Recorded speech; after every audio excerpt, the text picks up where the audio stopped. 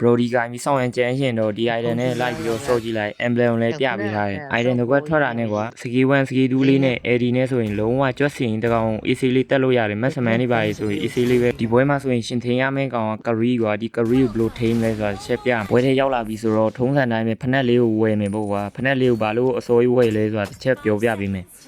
15စက္ကန့်မပြည့်ခင်မင်းတို့ကဖက်နက်လေးကိုရောင်းပြီးသွားရင်ကိုလိုချင်တဲ့ item ကိုတန်ပြီးတော့ဝယ်ကွာ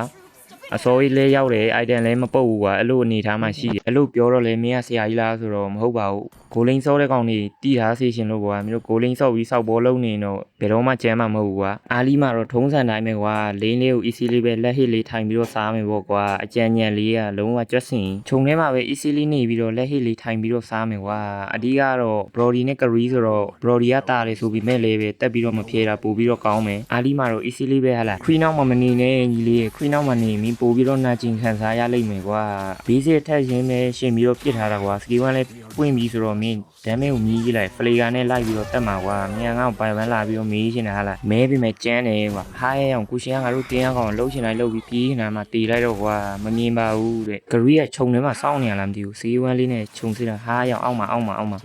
စီဝမ်းစောင့်လိုက်မယ်ကွာဘေးစီတဲ့အမှတစ်ချက်စီတူ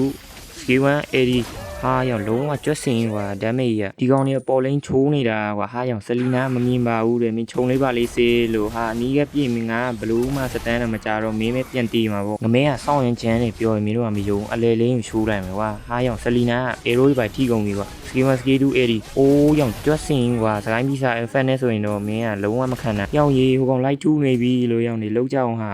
ကဲရပါဦးလို့ပြေးနေရပြီလို့ဟိုကလေစပယ်တွေလွဲတယ်ကွာလာခဲ့မင်းအနောက်လာခဲ့ကွာ